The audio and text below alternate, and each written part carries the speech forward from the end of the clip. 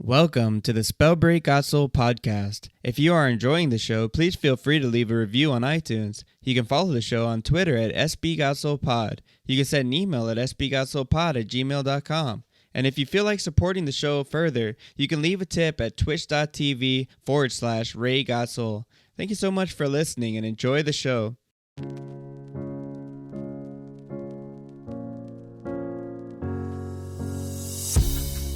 You are now listening to the Spellbreak GotSoL podcast, where we highlight members of the Spellbreak community that are making a positive impact, dominating lobbyists, or simply got soul. Here we offer tips, talk about the current state of the game, and get behind-the-scenes access to some of your favorite breakers. Welcome and enjoy the show.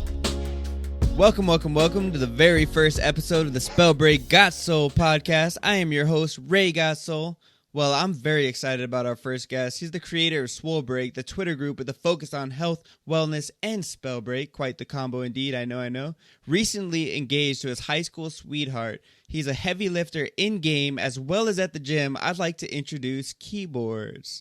So what's up, man? How's it going? Oh, it's going great, man. Thanks for having me. I'm really excited you're doing this. I think it's a great idea. I'm happy to share whatever knowledge I can.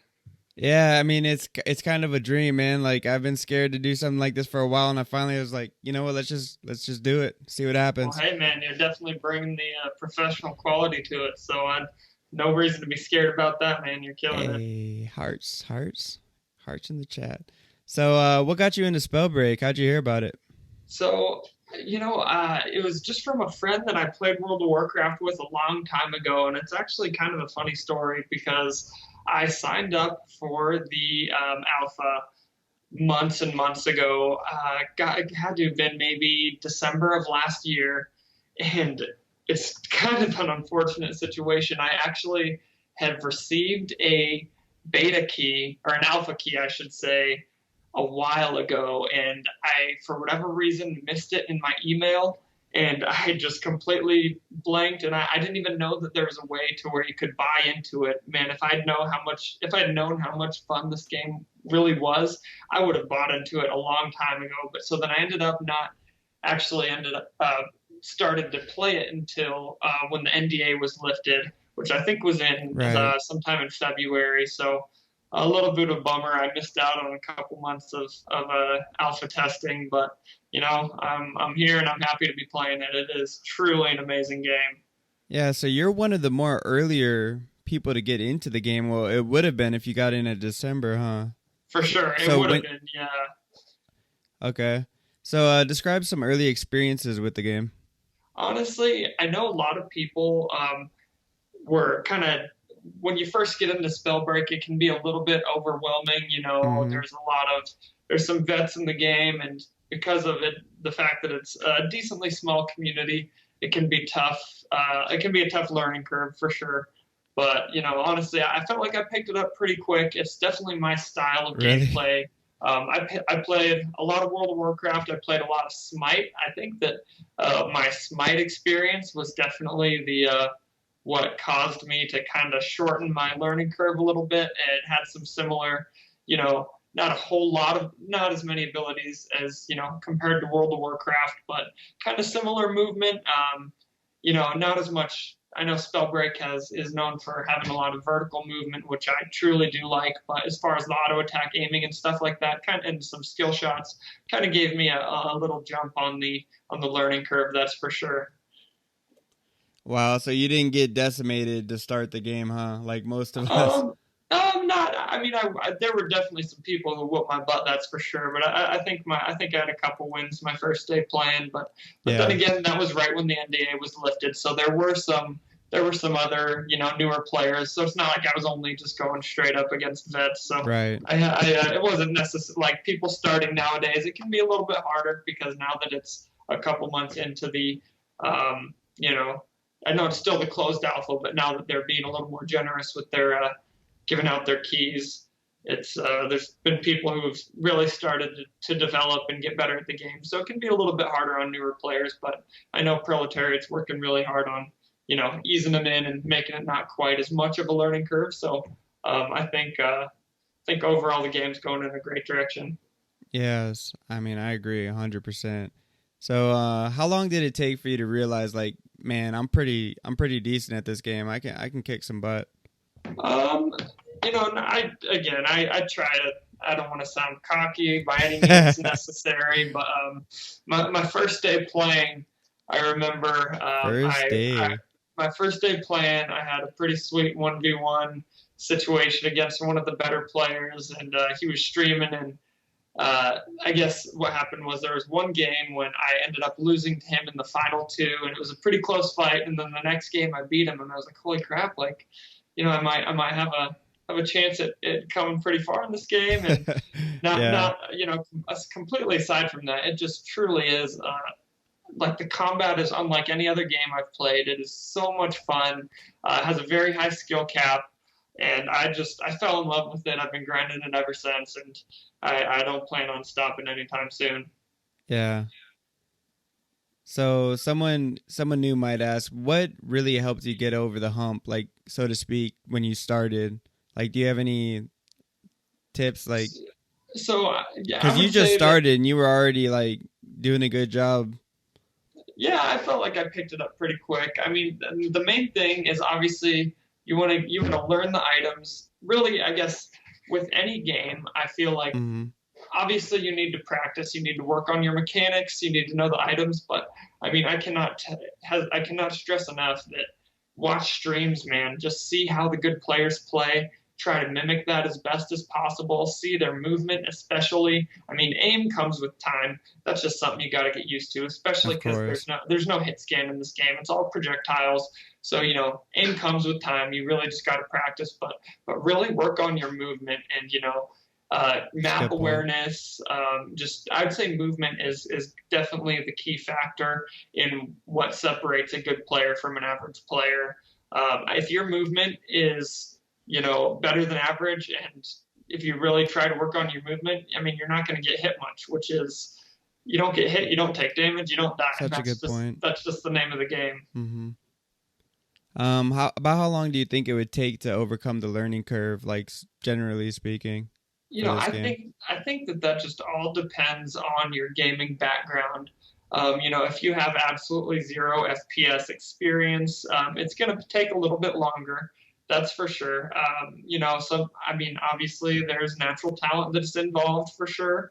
But a big part of that is just the grind. I mean, there's going to be people who pick it up quicker than others, but really, if you really put the time in and you practice, you practice your gauntlet combos, your gauntlet swapping, really working the items that you have in your pockets, knowing, even trying to theory craft different builds. Just really, I'd say that my one tip for new players is, regardless of your gaming background, just try all of the different gauntlets and just find out which ones work best for you. Like, that's a good tip.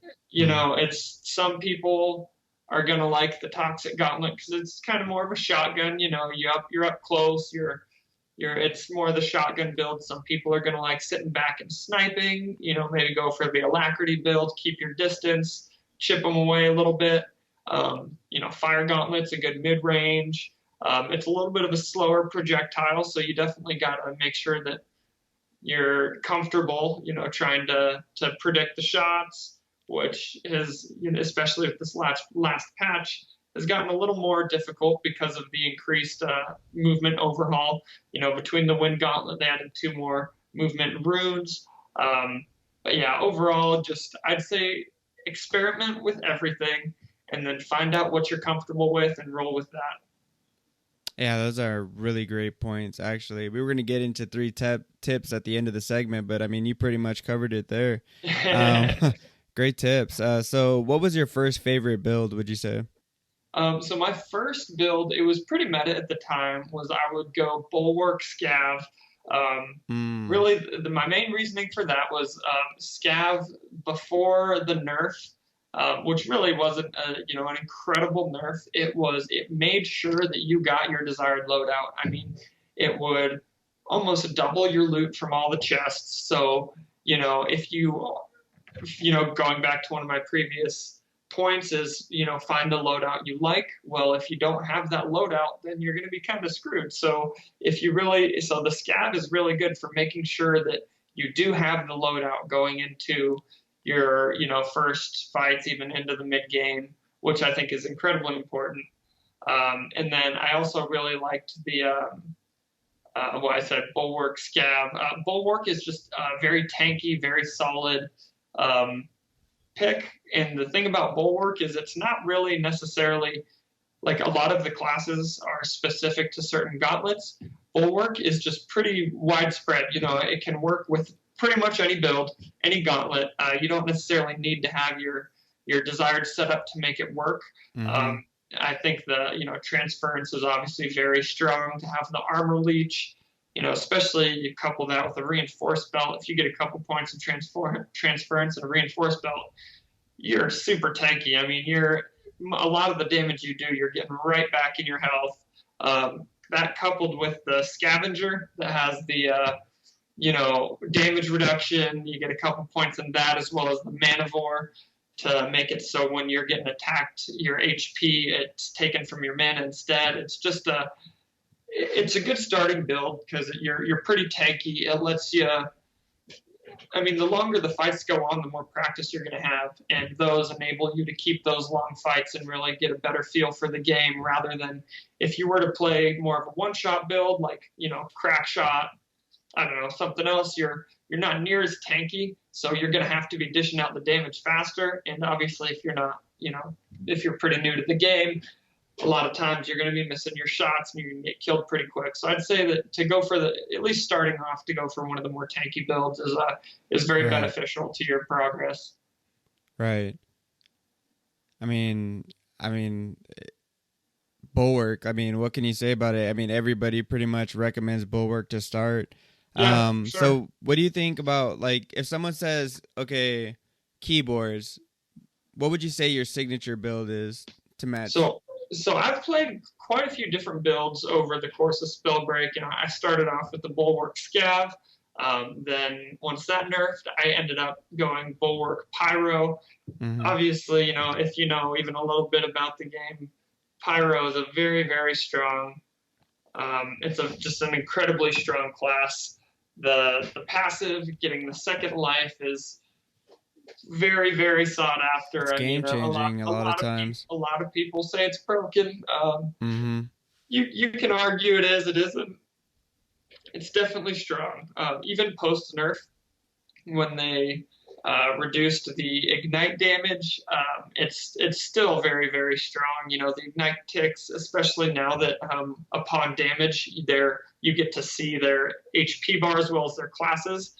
Every ignite tick, that pops back up. So it's almost kind of like a scholar tracking. You hit them with a fireball, and if they try and dash away each tick of the ignite, you get to see where they're at. So it's, it kind of helps with your tracking them down a little bit. I know a lot of people like the chariot build. For those who don't know, is you get a point in Born of Fire, and then you have Fire and Stone Gauntlet. So what you're going to do is you throw your wall of fire down on the ground, and then you shoot your Stone Gauntlet through that, which as your Stone Gauntlet goes through, it picks up the flame to do extra damage. But during that, you're standing in your fire, which not only makes it a little bit harder to hit, because one, you're immune to ice shots, two, you can kind of blend in with the fire, but you're also healing the entire time. It's kind of like a passive heal over time during that. So that can be pretty strong. Obviously, situationally, if you're out in the open, it's an amazing build. If you're fighting in a castle with multiple levels, it's not going to be quite as strong due to the fact that your Stone Gauntlet only, attacks on the one plane. So other than the boulder. But so then after my Bulwark Pyro, this last patch, I've pretty much been exclusively Frostborn Pyro, which is another very, very kind of meta right now, isn't it? It is pretty meta, yeah. The Alacrity movement is a game changer. It allows you to zip around, get kills. It allows you to escape very easily. It allows you to really zoom around and get all the skill points you possibly need to just kind of snowball even further.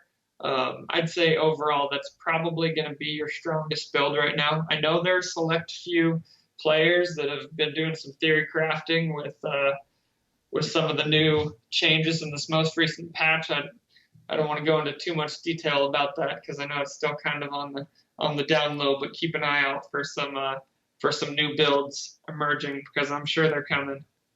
Right. And that chariot build, I wasn't even too familiar about that, so that was really great that you brought that up. Yeah, sure. So, okay, which two classes would you suggest to beginners, like people that just picked up the game, and why?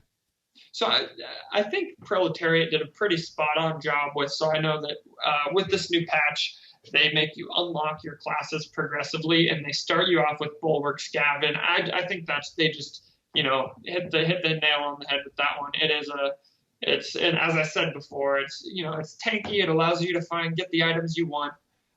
It's just overall a great way to start, get a feel for the game. Again, it allows you to extend the fights a little bit due to the tankiness. Just gives you more practice, and what it comes down to is in battle royales, like you're going to spend a lot of the time looting, getting your items. Right. The scav lessens your time looting and gives you more time to fight. And not only does it give you more time to fight, but because of how tanky you are, it extends the fight. And really, like, the way to get better is just to get in the fights, just practice. I'd say hot drop, get the loot, start fighting. I mean, the best way to improve is just pure combat experience and almost like muscle memory, right? Yeah, exactly. Like just for sure. repetitive actions till they become 100%. Yeah. Well, enough about Spell for the meantime. Let's talk a little bit about the real Keyboredz. So tell me a little bit about yourself as a gamer. What was your first system and which games did you grind over the years? So my first system of all time, I played Nintendo 64, avid Legend of Zelda fan. Legend. Yes, can't go wrong with those. Yeah. I beat Ocarina of Time, Majora's Mask. I actually played a lot of Banjo-Kazooie. Was a really fun game. Nintendo 64. Obviously the original Game Boy, played all the Pokemons. Oh then my gosh. I ended up getting the original PlayStation, Spyro, another legendary game. From then, I got an Xbox and I played a little bit of Call of Duty and stuff, but then when I got my first computer was when I really started gaming. I started playing RuneScape first. And then along came World of Warcraft, which was where the majority of my gaming career took place. I played from vanilla all the way up until pretty recently. I took a couple breaks here and there, but it was mainly World of Warcraft. I still played some RuneScape and had a blast playing RuneScape, but World of Warcraft was, that was the majority of my gaming career. And I don't regret it. It was an absolutely amazing game. I know some people have their issues with the current state of the game. I haven't been too involved with it recently, but I know that, I don't know if you've been watching any of the Twitch stuff going on, but with the release of Classic WoW and the beta coming out, World of Warcraft has just skyrocketed on like the viewer count. I mean, the other day it was it tempting? It's tempting. So I've signed up for the classic beta. I haven't gotten into it yet. But it really is. I'm sure I'll play vanilla WoW. The only thing is it is such a grind. It's a fun grind, but it is very time consuming. So I'll play it pretty casually, but I have no intentions of taking too much time away from Spellbreak. That's for sure. That's good news. Yeah, for sure. Yeah. Do you have any username story? Like, what's the origins of Keyboredz? How'd that come about? So the origins of Keyboredz, I know it kind of sounds like, I need a name. Look around and the first thing in front of you. So it's actually kind of funny. Unfortunately, it's not too original, but I remember when I first started playing RuneScape, back when I was a scrub, running around in my mithril armor, there was this, I was just hanging around Varrock, and there was this guy decked out in full dragon armor. He's like max level, just had the abyssal whip, full dragon armor, just completely decked out. His name was Keyboredz, and I would always see him running around the game. And there was one time when I was like trying to sell something. I think I was trying to sell like a granite maul for, I don't know, maybe 50K. And this was before do you know RuneScape very well? No, okay. Yeah. Anyway, so there was like an auction house, but before the auction house, you pretty much just had to say, hey, I'm selling this. Can someone buy this from me? You know, I'm selling this for 50,000 gold. And I could not find anyone to buy it. He walked up to me and gave me like 1,000,000 gold pieces. And I was like, holy crap, like, this is the most money I've ever seen. And so anyway, yeah. I kind of fanboyed over the guy. Again, this was when I was in like 4th grade, and I ended up, the next game I played, I thought he was such a cool guy that I ended up sticking with Keyboredz, and next thing you know, 15 years later, here I am. That's a great story, man. Actually, you just looked up to a guy and kind of dubbed the name after him, so that's cool. So what other hobbies do you have besides gaming? So other than gaming, I like to golf. I'm a really big snowboarder. Skateboarder as well. Done that for a long time. Dude, that's cool, man. I played Division I college lacrosse, which was a lot of fun. Unfortunately, I don't get to do that anymore. Really, it's not necessarily a sport where you can just go. Yeah, play pickup games. Course. It's not like you can just grab a basketball and go play with your friends. So, I play in some tournaments a couple times a year, just pretty casually. But other than that, I like to golf. I don't know if I mentioned that already. But really, my true passion is gaming. That's where if I had to choose a hobby to stick to it, that'd be it, man.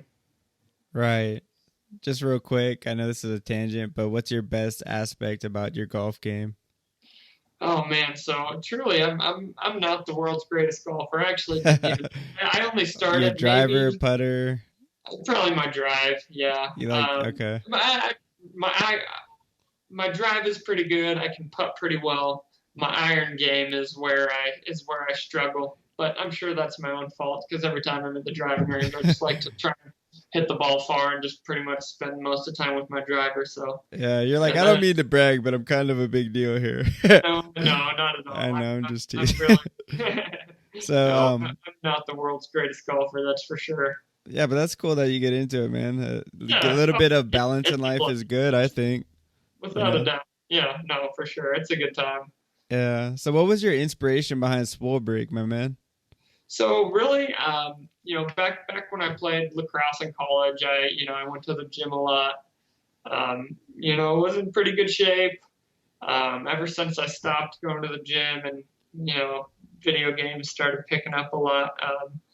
Not to some people are like, oh, that's a good problem to have.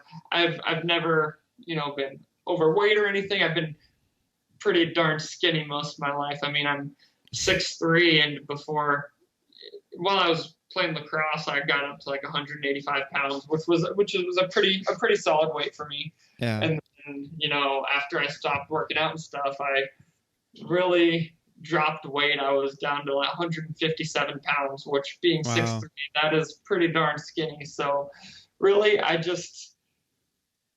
wanted to get back into the gym, but my struggle is I'll go for a couple days and it's tough for me to find the motivation to stick to it. And really, I wanted to, not only help everyone in the Spellbreak community, continue to work out and get, just promote a healthy lifestyle. But really, I wanted some personal competition with other people. Like, most out of 30 days, whoever can do it gets $100.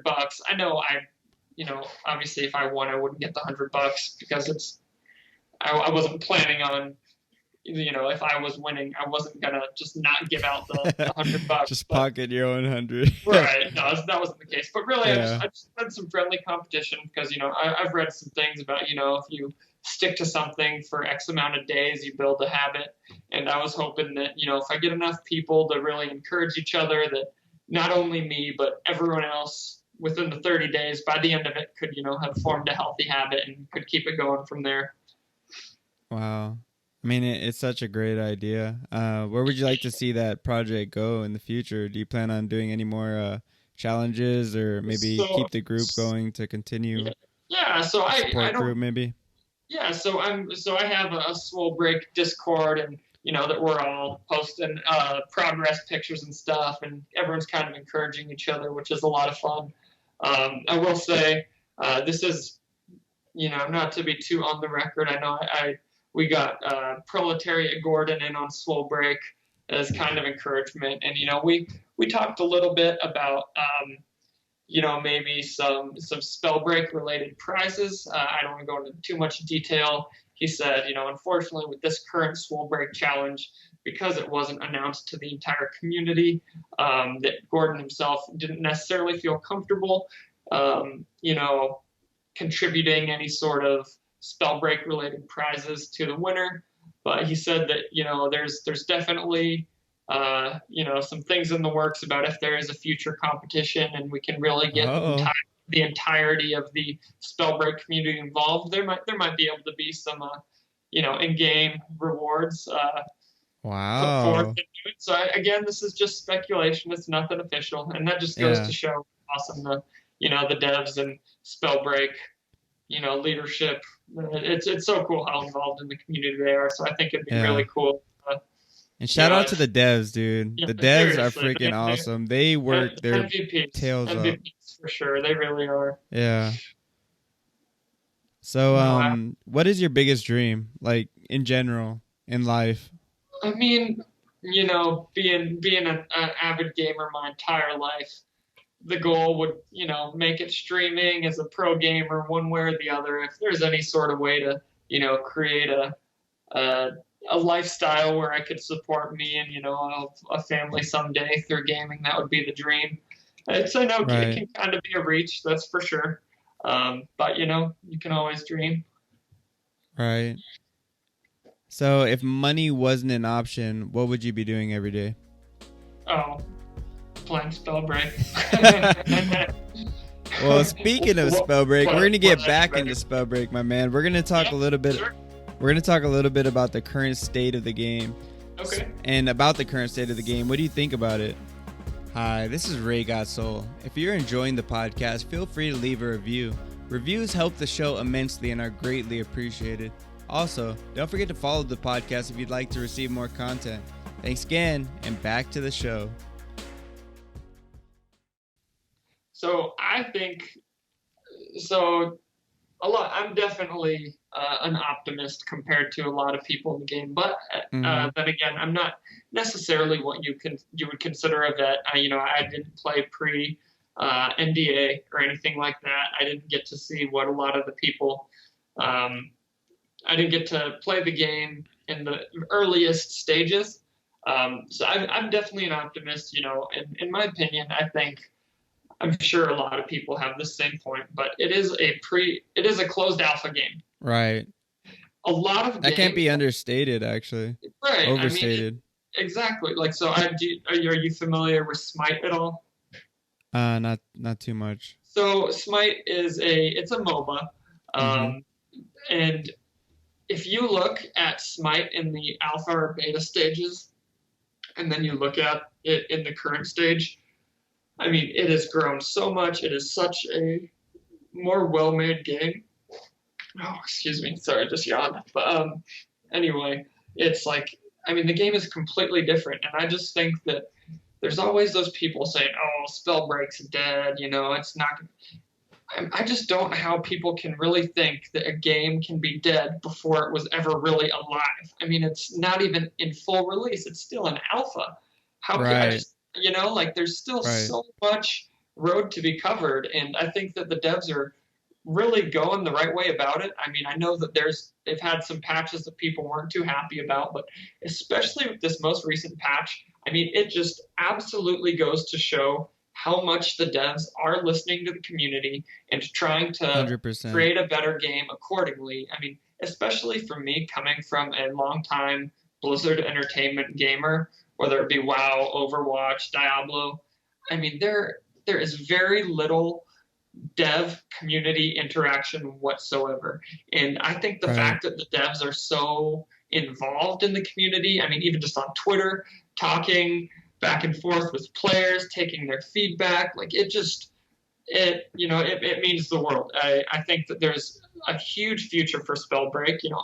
I'll be honest, I don't think I could ever see it being as big as Fortnite, but no other game ever has, except maybe Apex, which is still, dying off a little bit. Right. But I think that there's definitely a niche for Spellbreak, and I think that there's definitely a lot of success to come, without a doubt.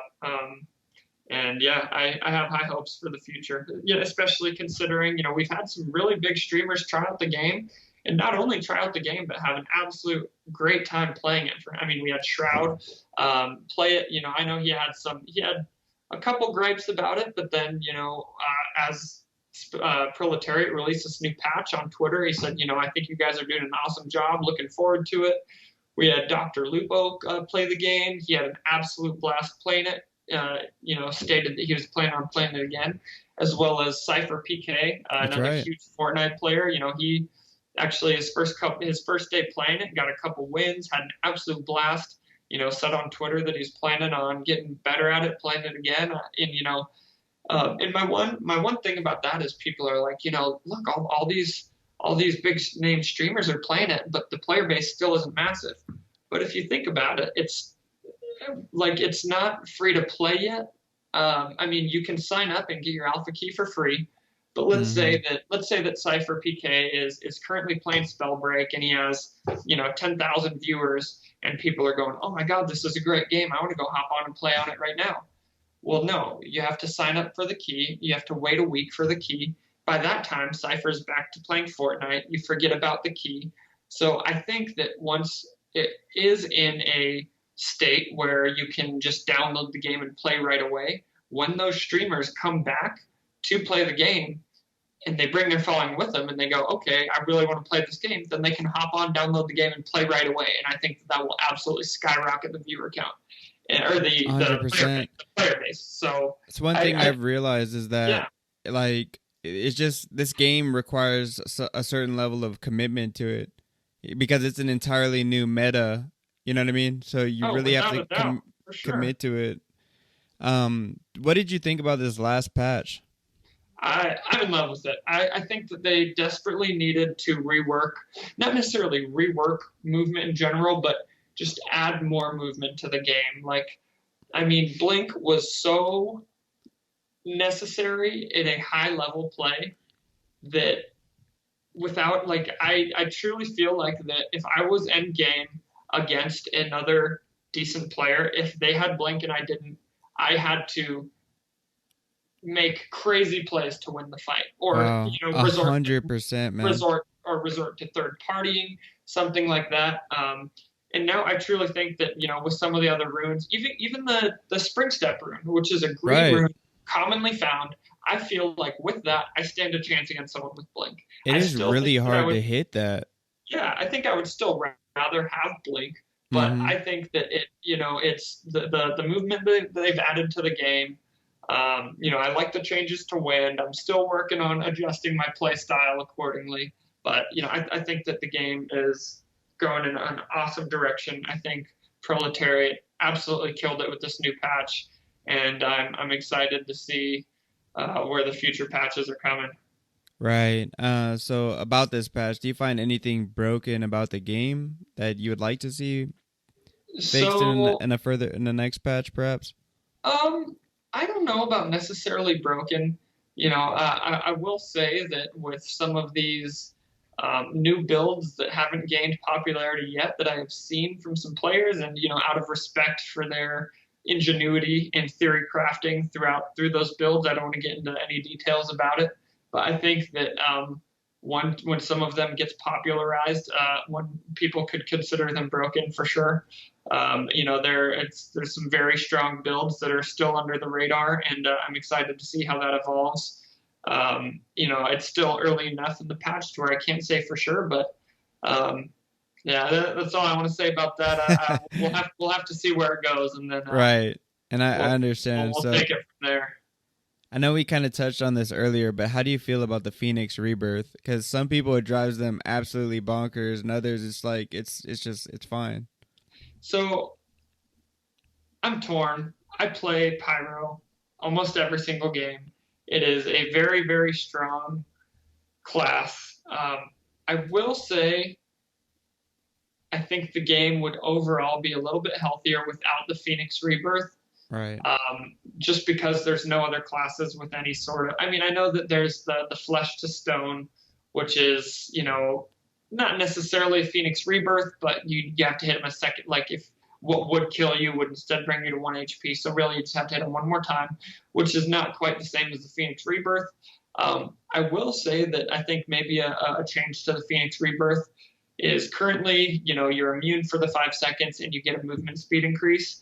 I feel like if they took out the movement speed increase, it wouldn't be quite as bad, just because a lot of times, with that movement speed increase, you're able to sneak around the corner, get some pots off, you're back in the fight, you can turn it around and win sometimes.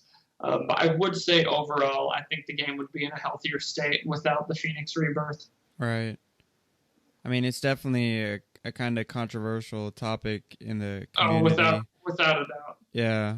What about lightning and the wind balances? How do you feel about that? So do you think lightning is finally balanced, or? So to be honest, I've never played lightning a lot myself.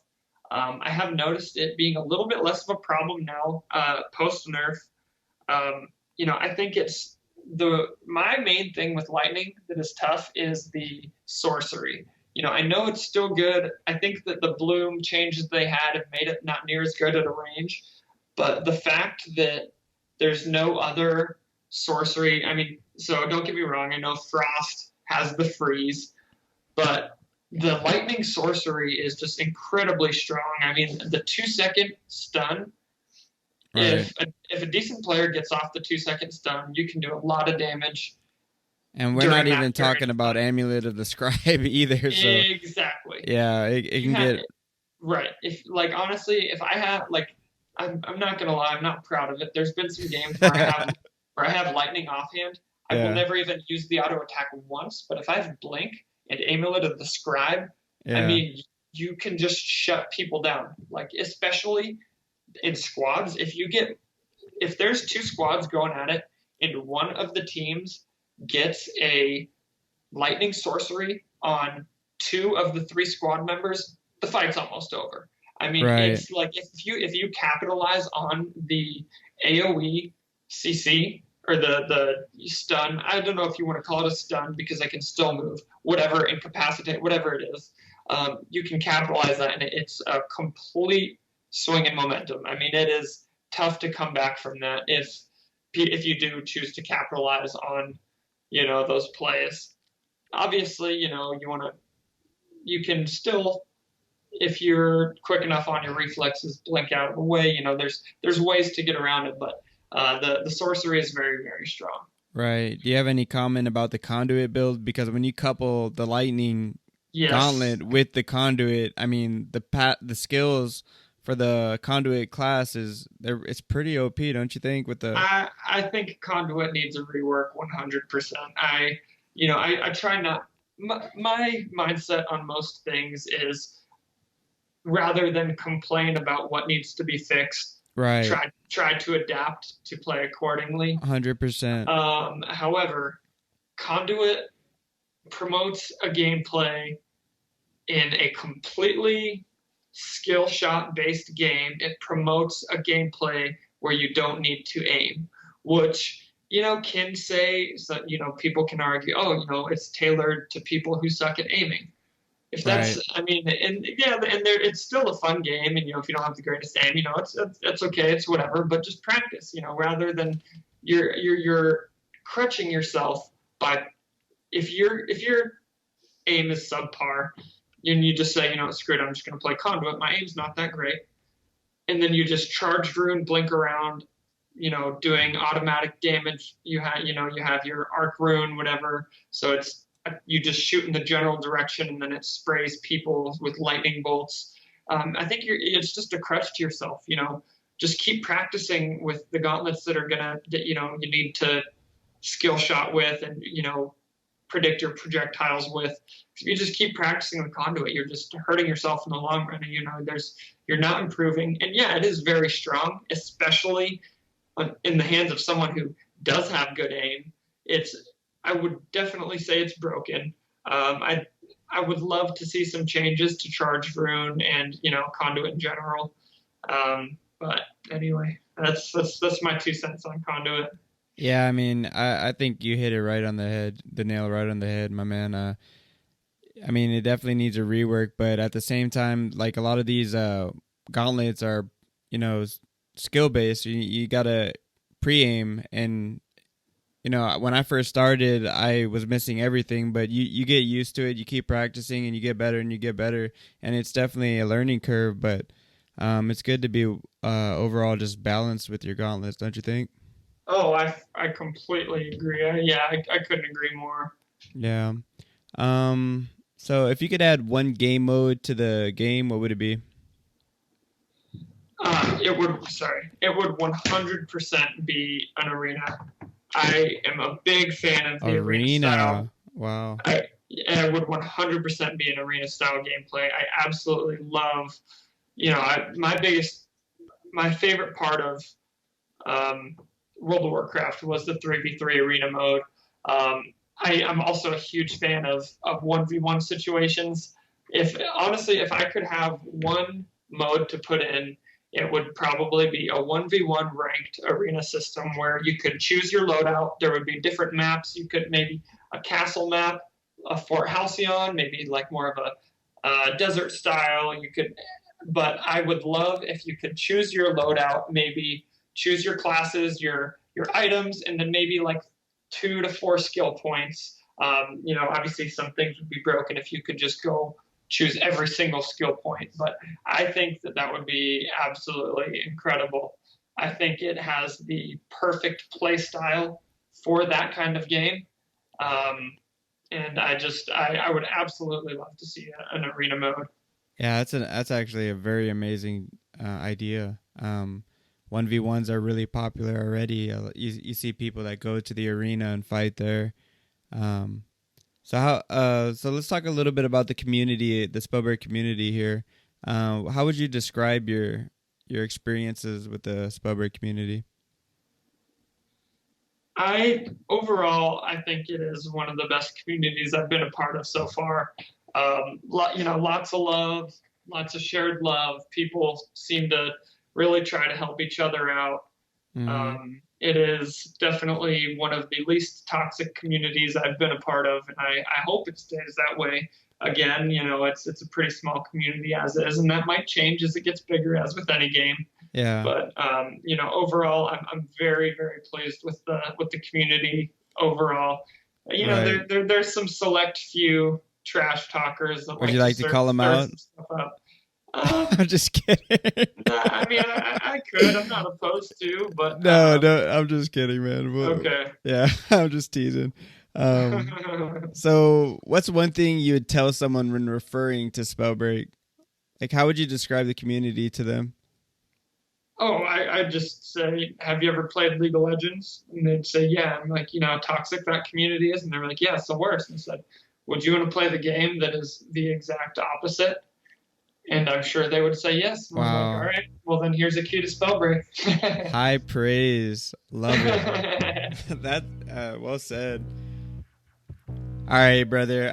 We're switching gears. We're going to get into this segment called the Soul Seed. It's the part of the show where we ask 21 rapid-fire questions while you, the guest, answers them as fast as you can. There's only one rule. Questions must be answered. So let's have some soulful fun. You ready? Oh, boy. I guess so. No worries, man. No worries. So, coffee or energy drink? Coffee. Favorite snack when streaming? Cheez-Its. Okay. Favorite gauntlet? Fire. Something hardly anyone knows about you?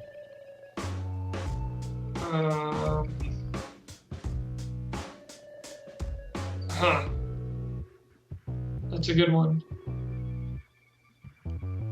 That's a tough one. Hard. Man, I know it's just supposed to be a quick answer.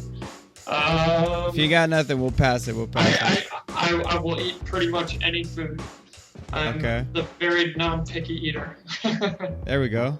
Favorite anime? Favorite anime? I know this is, some people could consider it not necessarily anime, but without a doubt, Avatar: The Last Airbender. Hey, shout out to all you Avatar lovers. Oh, yeah. You can only choose one or the other, Pyro or Frostborn. I guess that's easy for you, huh? Up until recently, I think it would have been Pyro, but I think right now I'd have to choose Frostborn. Wow. If you could be any superhero, which would it be? That's a tough one.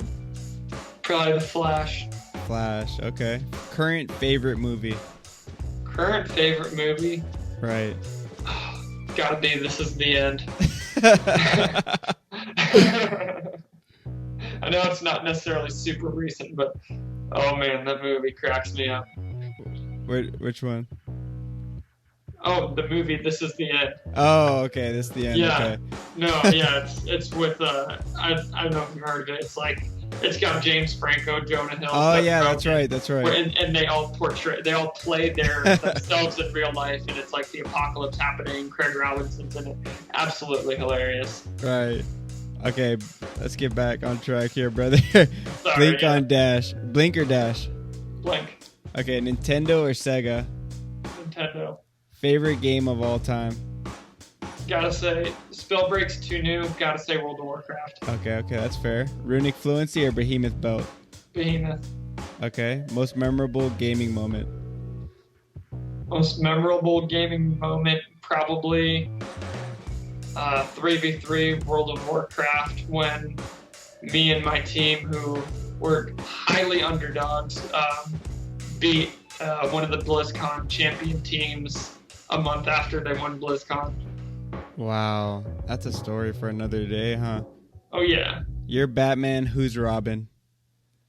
Gotta be my buddy Shifty. He's been my arena 3v3 partner for years and years and years. Never met him in real life, but that's my guy right there. All right, player who gives you the most trouble in game. Spellbreak, that is. Oh. Most trouble in game? Probably gotta go with Leon. Okay. If you could have any superpower, what would it be? Any superpower. Any superpower. Right. Perfect aim. Okay, that's really good. If one gauntlet could be made IRL, which one would you want? Can I couple it with a class? Sure, why not? Alacrity, Frostborn. Oh my god. So you'd be like the human Frozone, right? Pretty much. I would be Frozone. Okay, here's an easy one. Favorite color?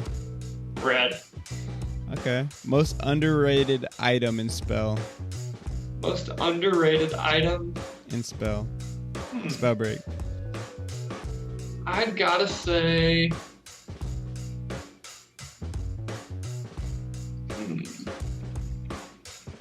I know it's supposed to be quick. You're good. Maybe Amulet of the Mind. There's certain circumstances where I would take that over Behemoth Amulet. Not many, but there are certain circumstances. Okay. Current favorite song? Current favorite song? Ooh. Probably gotta be Sweet Memories by Cascade. Okay, I'm gonna have to check that one out. You will. Toughest gauntlet to play against? Because normally everyone has their gauntlet they just hate. So, toughest gauntlets to play against, I think it all depends on... Your build, maybe? Well, no, I think it just all depends on who is using the gauntlet. Right. If there is an insane player, it's got to be Frost Gauntlet. I mean, if they land every shot, it's got to be Frost Gauntlet. Right. Well, I mean, that's it, brother. You just completed the soul seat. Right on, man. I know. All right. I had a couple, hesitation moments, but... Yeah, I think it turned out all right, man. I think we learned a lot about you, and it was a great segment. So, well, we're going to close it up with that. That's it for today's show. If you'd like to catch more of our guest, Keyboredz, you can watch him live on Twitch at twitch.tv Keyboredz, or you can follow him on Twitter at Keyboredz. So once again, Keyboredz, thanks for sharing your soul with us, and until Thanks next for time, having me, everyone. man. No, this was a blast.